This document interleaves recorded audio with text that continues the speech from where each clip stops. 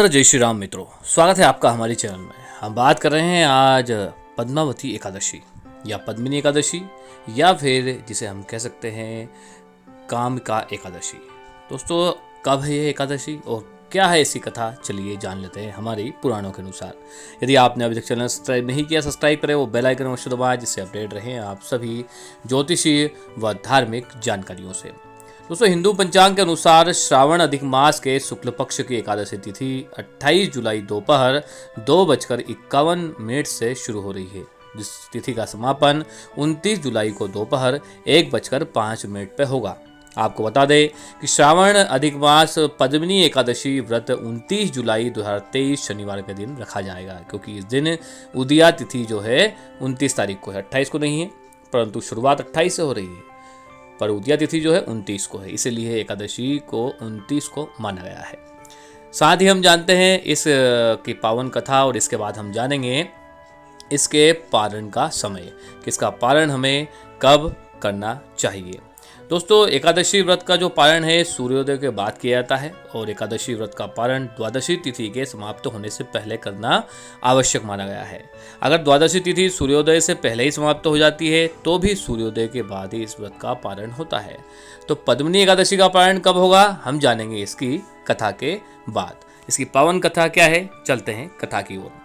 दोस्तों, धर्मराज युधिष्ठिर कहने लगे कि हे जनार्दन, आपने सभी एकादशियों का विस्तार पूर्वक वर्णन कर मुझे बताया है, अतः आप कृपा करके मुझे अधिक मास के शुक्ल पक्ष की एकादशी का क्या नाम है तथा उसकी विधि क्या है, इन सब के बारे में बताइए। श्री भगवान कृष्ण बोले कि हे राजन, अधिक मास में शुक्ल पक्ष में जो एकादशी तिथि आती है उसे पद्मिनी तिथि या फिर कमला एकादशी तिथि के नाम से जाना जाता है।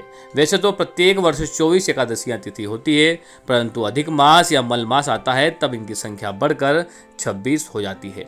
यह एकादशी करने के लिए दशमी के दिन व्रत का आरंभ करके कांसे के पात्र में जौ चावल आदि का भोजन करें तथा नमक न खाएं, भूमि पर सोएं और ब्रह्मचर्य व्रत का पालन करें। एकादशी के दिन ब्रह्म मुहूर्त में शौच आदि से निवृत्त होकर दंत धावन करें और जल के 12 कुल्ले करके शुद्ध हो जाएं। सूर्य उदय होने के पूर्व उत्तम तीर्थ में स्नान करके इसमें गोबर, मिट्टी, तिल तथा कुशा व आंवले के चूर्ण से विधि पूर्वक स्नान करें। श्वेत वस्त्र धारण करके भगवान विष्णु के मंदिर जाकर पूजन अर्चना आरंभ करें।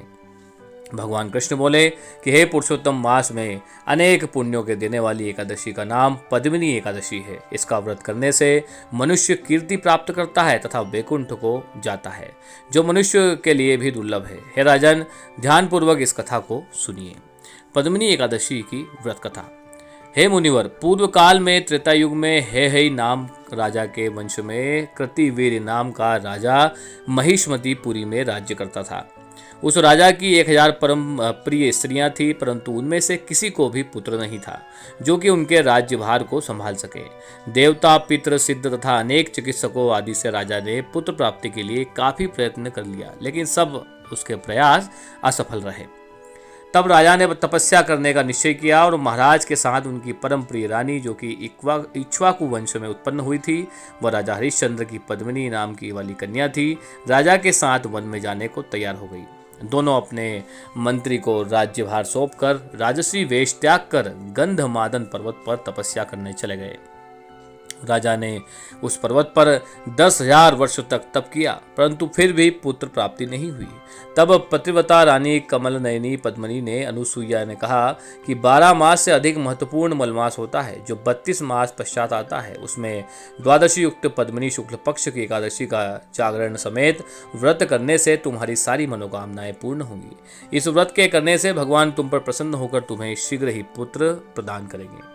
रानी पद्मिनी ने पुत्र प्राप्ति की इच्छा से एकादशी का व्रत किया। वह एकादशी को निराहार रहकर रात्रि जागरण करती रही। इस व्रत से प्रसन्न होकर भगवान विष्णु ने उन्हें पुत्र प्राप्ति का वरदान दिया।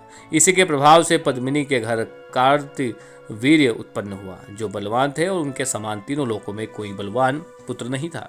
तीनों लोकों में भगवान के सिवा उनको जीतने का सामर्थ्य किसी में नहीं था। सो हे नारद, जिन मनुष्यों ने मलमास शुक्ल पक्ष एकादशी का व्रत किया है, जो संपूर्ण कथा को पढ़ते हैं या सुनते हैं, वे भी यश के भागी होकर विष्णु लोक को प्राप्त होते हैं।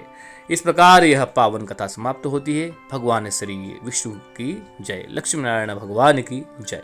तो दोस्तों, यह थी हमारी पावन कथा पद्मिनी एकादशी की। तो वीडियो को इसलिए शेयर करें। साथ ही जान लेते हैं पारण का समय। पद्मिनी एकादशी पारण का समय है 30 जुलाई रविवार को सुबह 5:41 से 8:24 तक। इस बीच आप अपने व्रत को छोड़ सकते हैं या इसका पारण कर सकते हैं, और 10वीं तिथि से आपको इसको शुरुआत करनी है। तो दोस्तों, यह थी पावन जानकारी एकादशी की और पौराणिक व धार्मिक ग्रंथों की। तो वीडियो को इसलिए शेयर करें आपके व्हाट्सएप फेसबुक पर सभी मित्रों को, रिश्तेदारों को, ताकि सभी लोगों तक यह जानकारी पहुंच सके और सभी रह सके अपडेट सभी ज्योतिषीय जानकारियों से व धार्मिक जानकारी व कथाओं से। सादर जय श्री राम मित्रों।